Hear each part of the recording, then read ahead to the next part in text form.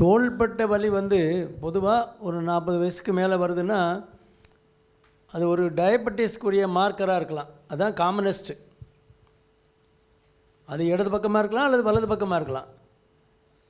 இடது பக்கமாக இருக்குன்னா அசோசியேட்டடாக வேறு ஏதாவது சிம்டம் இருக்கான்னு பார்க்கணும். இங்கே நடக்கும்போது அந்த வலி வந்து இந்த இடம் மட்டும் இருக்கக்கூடாது, தோள்பட்டையில் மட்டும் வலி இருக்கக்கூடாது, அப்படி பரவற மாதிரி இருக்கணும். இங்கேருந்து கை வரைக்கும் உளைய மாதிரி இருந்தால் அது ஹார்ட்டில் உள்ள பெயினாக இருக்கலாம். நீங்கள் ரெஸ்ட் எடுக்கும்போது அது குறைஞ்சிடணும். அப்போ தான் அது இருதயத்தில் உள்ள வலின்னு நம்ம சொல்ல முடியும்.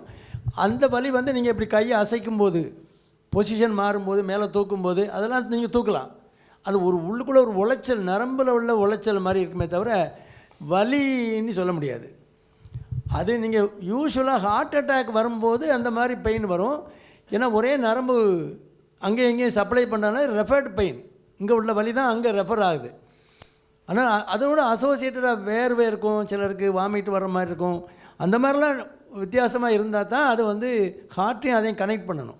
நிறைய பேர் இடது பக்கத்தில் உள்ள கை உளைச்சல் அப்படின்னோடனே நெட்டில் தேடி பார்த்துட்டு அது ஹார்ட்டில் உள்ள ப்ராப்ளமாக இருக்கும், ஒரு இசிஜி எடுத்துருங்கன்னு வந்துடுவான். வந்த உடனே சொல்லிடுவான், நமக்கு ஒரு இசிஜி போட்டுருங்க சார். என்னவோ மசாலா தோசை ஆர்டர் போடுற மாதிரி ஒரு இசிஜி நமக்கு போட்டுருங்க சார், நம்ம எடுத்துகிட்டு வந்துடுறேன், எனக்கு இந்த கை உழையுதும்பா. அதனால் அது சும்மா பயப்பட வேண்டிய அவசியம் கிடையாது.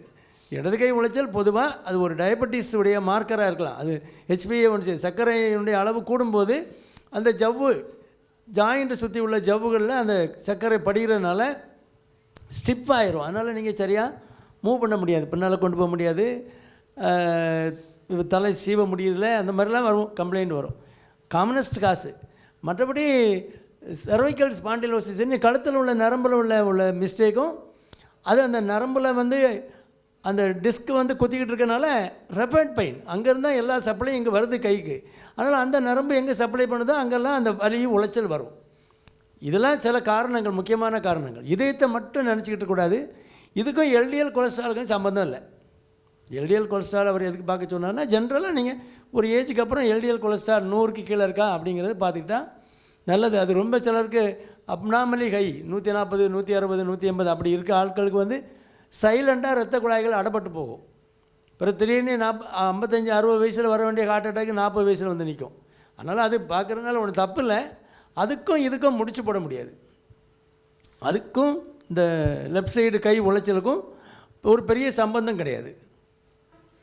நீங்கள் அது கழுத்து நரம்பு தானா, நரம்பில் வலி தானா அப்படிங்கிறத பார்த்தோன்னா அதுக்கு சில பயிற்சிகள் கொடுப்பாங்க. எலும்பு டாக்டர்கிட்ட காட்டி சில பயிற்சிகள், சில பெயின் கில்லர் கொஞ்சம் நாளைக்கு போட்டிங்கன்னா சரியாயிடும். சர்க்கரை நோயாளிகளுக்கு சர்க்கரை நல்ல கட்டுப்பாட்டுக்குள்ளே வச்சிங்கன்னா அது ஆட்டோமேட்டிக்காக கொஞ்சம் கொஞ்சமாக குறைஞ்சி போயிடும். அதனால் சர்க்கரை கட்டுப்பாடு ரொம்ப முக்கியம். ஏன்னா அந்த டெபாசிட் ஆன குளுக்கோஸ் வந்து மொபிலைஸ் ஆகி திரும்ப அந்த தசைகள்லாம் அந்த ஸ்டிஃப்னஸ் குறையணும். கொஞ்சம் பயிற்சியும் கொடுத்துக்கணும். எல்லாத்துக்கும் மாத்திரையை போட்டு விழுங்கிட்டு எல்லாம் சரியாயிருன்னு உட்கார முடியாது, மக்கு மாதிரி. நம்மளும் முயற்சி பண்ணணும்.